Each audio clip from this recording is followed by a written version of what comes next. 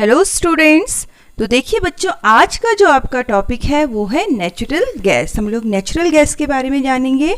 और इससे पहले आप लोगों को पता है हम लोग पढ़ चुके हैं कोल के बारे में, पेट्रोलियम के बारे में, and this all are the fossil fuels. ये सारे के सारे क्या हैं?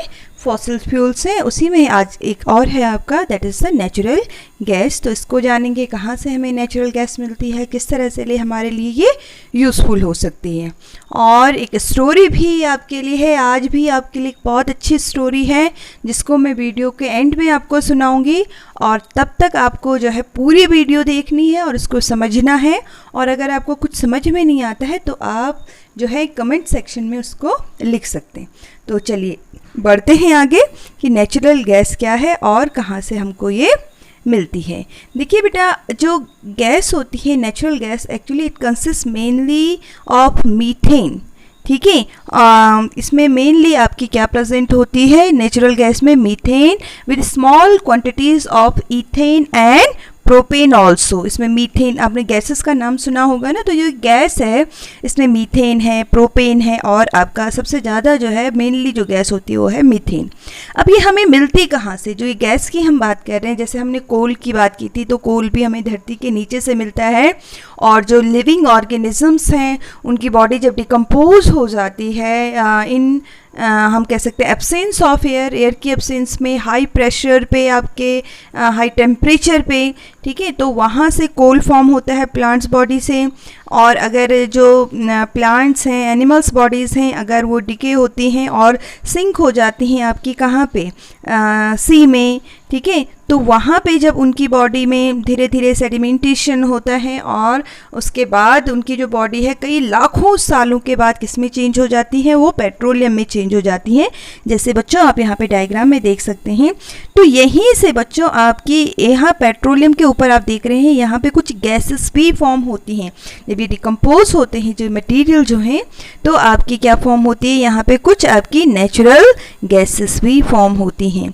ये नेचुरल गैसेस हमें समुद्र के नीचे मिल सकती हैं, आपकी पेट्रोलियम के ऊपर, या वैसे भी अदर जो हमारे लैंड पार्ट्स हैं वहाँ पे भी हमको ये मिल सकती हैं। ठीक है, तो इतना आप लोग नेचुरल गैस के बारे में समझ लीजिए कि इसमें क्या क्या चीज़ें, हमने कहा मीथेन है, इथेन और प्रोपेन इसमें होता है, और ये हमें कहाँ से मिलती है। अब जानते हैं बेटा कि जो ये नेचुरल गैसेस हैं इसको हम क्यों यूज़ करते हैं, इसके क्या एडवांटेज होते हैं। ठीक है, इसका जो नाम है नेचुरल गैस का, इसको हम CNG भी कहते हैं। ठीक है, एक्चुअली जो CNG है ये हमें कब मिलती है? When natural gas is compress. तो ये नेचुरल गैस हमें वहाँ से मिली है नीचे से, जब इसको कंप्रेस किया जाता है। कंप्रेस यानी कि इसको दबाया जाता है। ठीक है, प्रेशर से इसको हम दबा देंगे तो ये जो है इसको हम क्या कहते हैं फिर? CNG। इसका नाम ही इसीलिए CNG यानी कि कंप्रेस नेचुरल गैस। ये क्या है? It is a good fuel, बहुत ही अच्छा फ्यूल है। क्योंकि ये क्या होता है बेटा? It Burns easily and produce a lot of heat. ये आपका जो है क्या करते हैं? बहुत अच्छे से बर्न होता है और आपका बहुत ज़्यादा हीट को ये प्रोड्यूस करता है। इसके अलावा क्या एडवांटेज हैं जो हमारी नेचुरल गैस है? ये कैसे बर्न होता है? Natural gas Burns with a smokeless flame. कोई स्मोक फॉर्मेशन नहीं होती है, इस वजह से कोई भी एयर पॉल्यूशन इसमें नहीं होता है और हीट भी काफ़ी ज़्यादा होती है। इसके अलावा देखिए बेटा, ये जो नेचुरल गैस है CNG is a complete fuel. ये एक पूरा कंप्लीट फ्यूल है in itself and can be use directly for heating purpose in homes and industry. इसको हम घरों में यूज़ कर सकते हैं और इंडस्ट्री में भी इसको यूज़ किया जाता है। किस चीज़ के लिए? हीटिंग पर्पस के लिए। किसी चीज़ को हमें गर्म करना है, जैसे फूड हमें कुक करना है, तो वहाँ पे इसको यूज़ किया जाता है। अच्छा, जो ये गैसेस होती, तो हम कह रहे हैं ये गैसेस फॉर्म में है, तो इसका सबसे अच्छा एडवांटेज क्या होता है कि इसको डायरेक्टली जहाँ से निकल रही है ये गैसेस हमारी जहाँ से बन रही हैं, तो इनको डायरेक्ट हम कहाँ तक सप्लाई कर सकते हैं? फैक्ट्रीज तक। ठीक है, अंडरग्राउंड इसकी पाइपलाइंस बिछाई जाती हैं, उसकी हेल्प से इसको हम सप्लाई कर सकते हैं। ठीक है, और या हमारी जो फैक्ट्रीज वगैरह हैं जहाँ तक ये पहुंचाई जा सकती हैं through a network of underground pipelines, and this eliminates the needs for additional storage and transport, जो इसके लिए फिर एडिशनल स्टोरेज की भी ज़रूरत नहीं है। ऐसा नहीं है कि निकाल के पहले कहीं स्टोर कर दो फिर ट्रांसपोर्ट कर दो, ऐसा कुछ नहीं है। इसको डायरेक्ट क्या किया जा सकता है, ट्रांसपोर्ट किया जा सकता है। जो ये नेचुरल गैसेस हैं बेटा, इसको कहाँ यूज़ किया जाता है? It is use as a domestic and industrial fuel. इनको हम एज अ डोमेस्टिक फ्यूल इसको इस्तेमाल कर सकते हैं और एज अ इंडस्ट्रियल फ्यूल भी इसको इस्तेमाल किया जा सकता है। और कहाँ पे इसको इस्तेमाल करते हैं हम? It is also use in generating the electricity. जो ये नेचुरल गैस है, इससे इलेक्ट्रिसिटी भी जनरेट की जा सकती है। जो CNG है बेटा, हमने कहा था कि ये बिल्कुल भी क्या नहीं करती है, इसकी वजह से कोई भी पॉल्यूटेंट नहीं रिलीज होता है। और ये कहाँ पे वर्क करती है? As a alternative of petroleum and diesel also. जैसे हम लोगों ने पहले पढ़ा था जब हम पेट्रोलियम की बात कर रहे थे कि पेट्रोलियम को यूज़ किया जाता है, पेट्रोल को यूज़ करते हैं हम, डीजल को यूज़ करते हैं अपने व्हीकल्स में। जो लाइट व्हीकल्स हैं जैसे कार वगैरह, वहाँ पे हम पेट्रोल यूज़ करते हैं। जो हैवी व्हीकल्स हैं वहाँ पे हम लोग डीजल यूज़ करते हैं। लेकिन जो ये CNG है, इसको भी यूज़ किया जा सकता है, हम अपने जो व्हीकल्स हैं वहाँ पे यूज़ कर सकते हैं और इसकी वजह से कोई भी पॉल्यूशन नहीं होता है। It is a cleaner fuel and does not cause much air pollution. इसकी वजह से कोई भी एयर पॉल्यूशन आपका ज़्यादा नहीं होता है। अच्छा, इसके अलावा जो ये नेचुरल गैस है बेटा, ये क्या है? It is use as a source of hydrogen gas. ये एक हाइड्रोजन गैस के सोर्स के जैसे भी काम करती है। ठीक है, क्या एक्चुअली क्या होता है कि जो ये नेचुरल गैस है, जब इसको क्या किया जाता है, when natural gas is heated strongly the methane present in it. हमने कहा था ना कि इसमें क्या प्रेजेंट होती है, मीथेन सबसे ज़्यादा है। तो ये क्या होती है, जो मीथेन है present in it decompose to form carbon and hydrogen.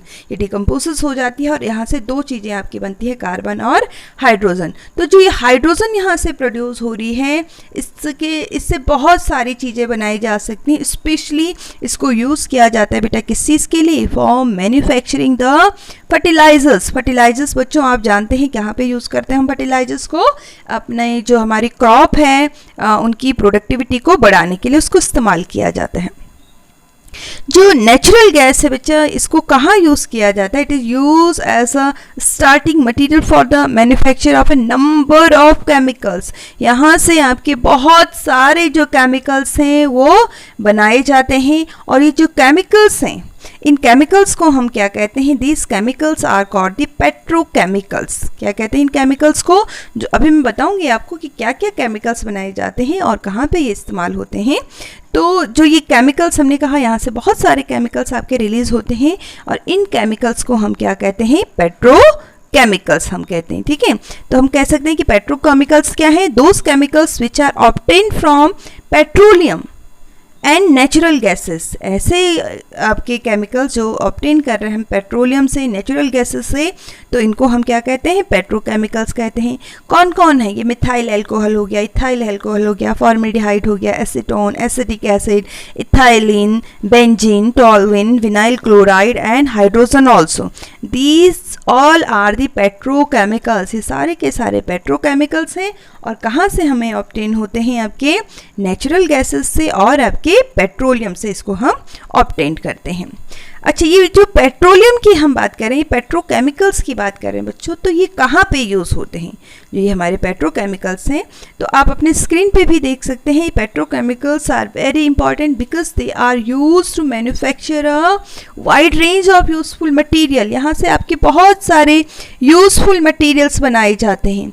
कौन कौन से? जैसे डिटर्जेंट हो गया आपका, हम लोग घरों में डिटर्जेंट यूज़ करते हैं ना कपड़े वगैरह धोने के लिए, तो आपके जो डिटर्जेंट हैं उसमें ये यूज़ किए जाते हैं। सिंथेटिक फाइबर बनाने में यूज़ किए जाते हैं।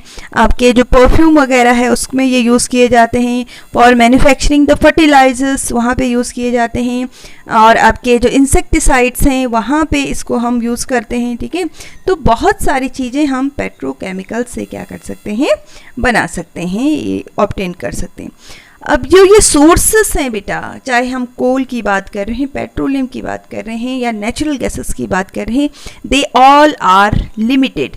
हमने पहले ही कहा है they are exhaustible resources. Exhaustible यानी कि वो खत्म हो जाएंगे, दे आर लिमिटेड। और अगर हम इनको ऐसे ही इस्तेमाल करते रहे, आप लोगों ने देख लिया कितनी जगह इनका यूज़ है, हम अपने घरों में यूज़ कर रहे हैं, इनसे बहुत सारी चीज़ें हम बना रहे हैं और इनको हम यूज़ कर रहे हैं, हम इंडस्ट्री में इसका यूज़ करते हैं।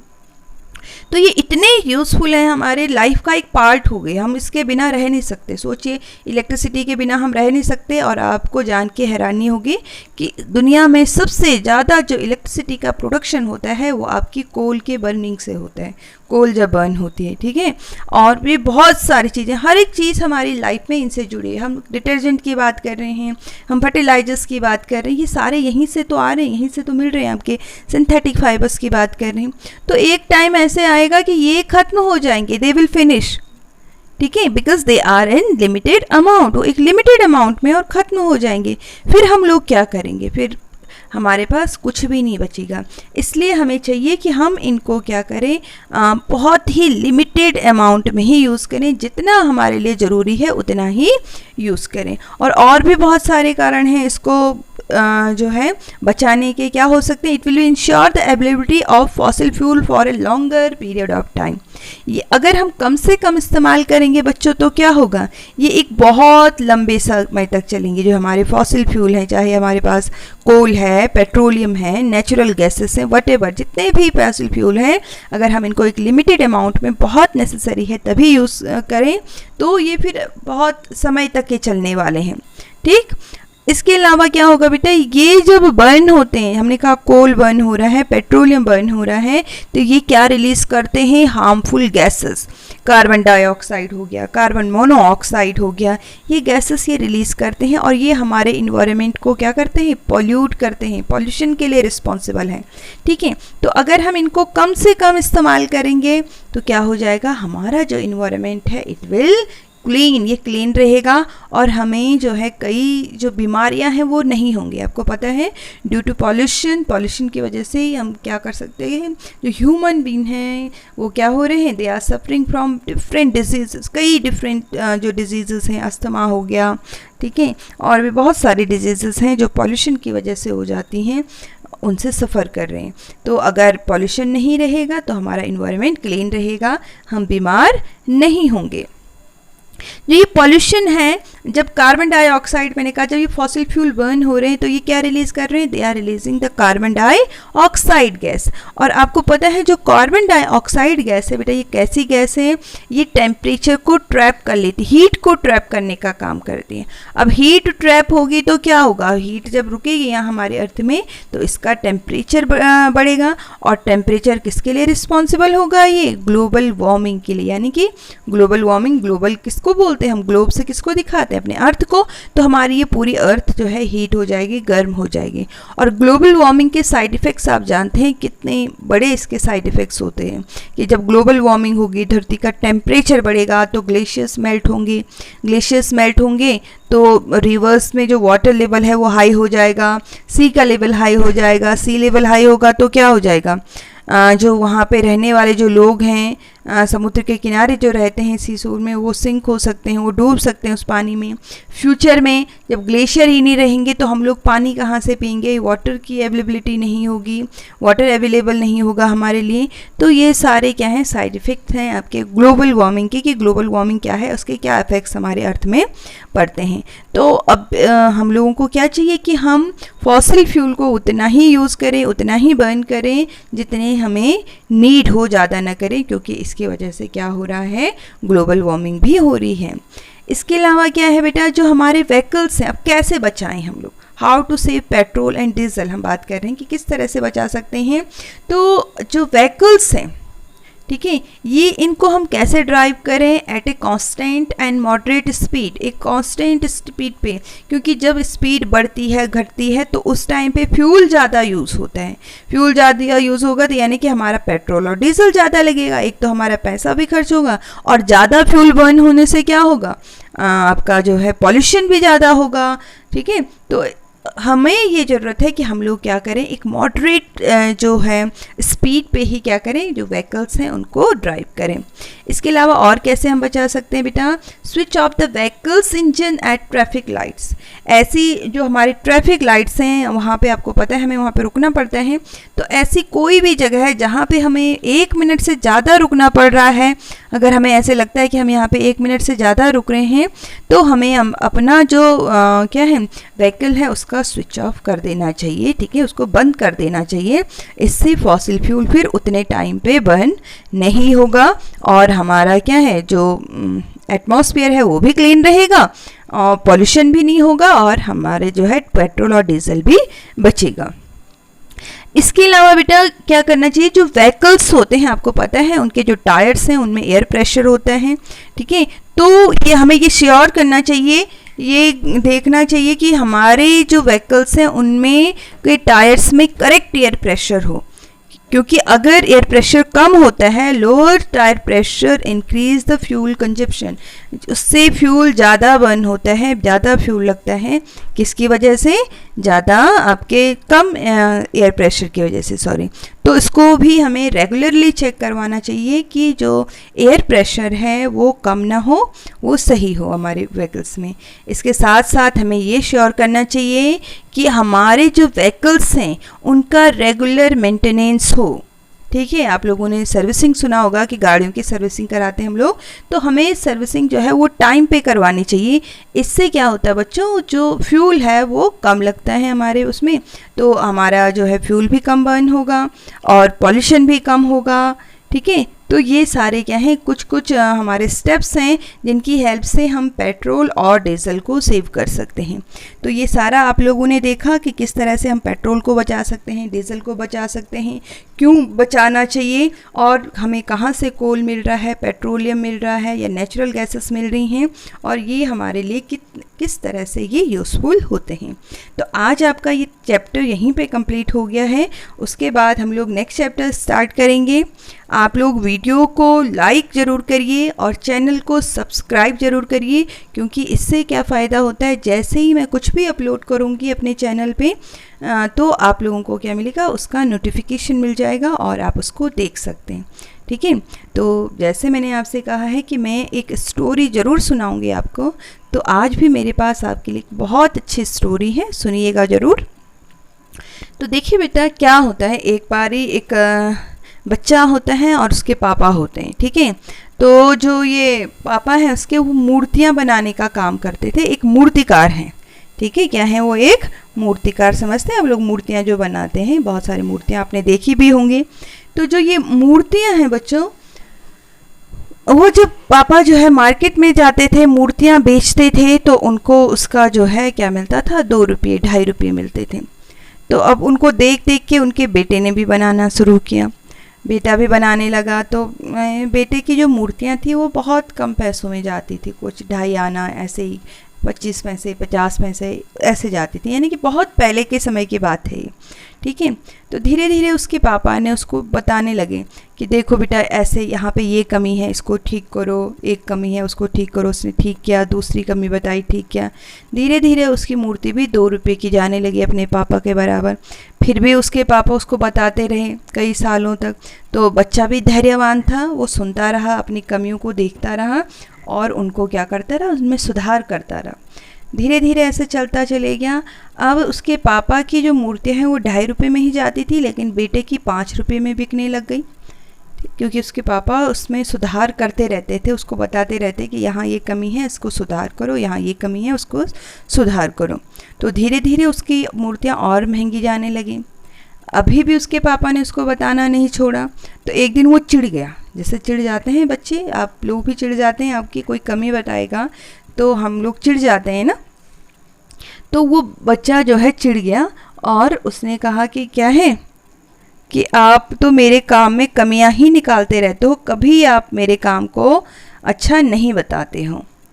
तो उसके पापा ने कहा बेटा सही बोल रहा है तो कि मैं तेरे काम में कमियां निकालता रहता हूँ। उसने कहा हाँ, क्योंकि मेरी मूर्तियाँ तो अब आपसे भी ज़्यादा महंगी जाती हैं, आपकी 2.5 रुपये में जाती है, मेरी तो 5 रुपये में जाने लग गई, आपसे डबल रेट में। तो मेरे में कमी कैसे हो गई, मेरे में कोई कमी नहीं है। तो उसके पापा ने कहा बेटा सही बोल रहा है तू, कि जब मैं तेरा जितना था ना तो मैंने भी अपने पापा से यही कहा था कि मेरी मूर्तियाँ तो और महंगी जा रही हैं आपसे, मेरे पापा की 1 रुपये में जाती थी, मेरी 2.5 में जा रही थी, ठीक है, तो जो है मेरी और महंगी जा रही थी है, तो मैंने सीखना जो है वो छोड़ दिया और उसके बाद कभी मेरी मूर्तियों में सुधार नहीं हो सका, वो वैसी की ही वैसी हैं। ऐसे ही आज तुम भी बोल रहे हो तो ये कभी भी सही नहीं हो पाएंगी, इतनी रहेंगी और कोई और तुमसे आगे निकल जाएगा जो उसमें सुधार करेगा, ठीक है।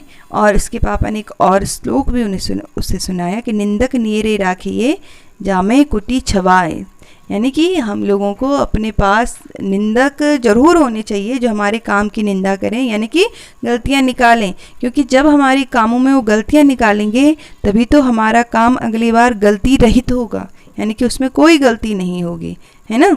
तो यही हमारे साथ भी होता है, हम लोगों को भी लगता है कि कोई हमारी कमी न निकाले, कोई निकालता है तो हमें बहुत गुस्सा आता है, लेकिन जब हमारे अंदर वो कमी रहेगी नहीं तो हम कैसे हो जाएंगे, कमी रहित हो जाएंगे, कोई कमियां नहीं रहेंगे। तो यही आप लोगों पे भी लागू होता है कि अगर कोई कमी है तो उसको रिमूव करें और फिर आप बाद में बिल्कुल बहुत ही अच्छे बन जाएंगे, कोई भी कमी आप में नहीं रहेगी। तो आई होप आप लोगों को कहानी ज़रूर अच्छी लगी होगी। हमारे चैनल को सब्सक्राइब ज़रूर करें। Okay, thank you for watching.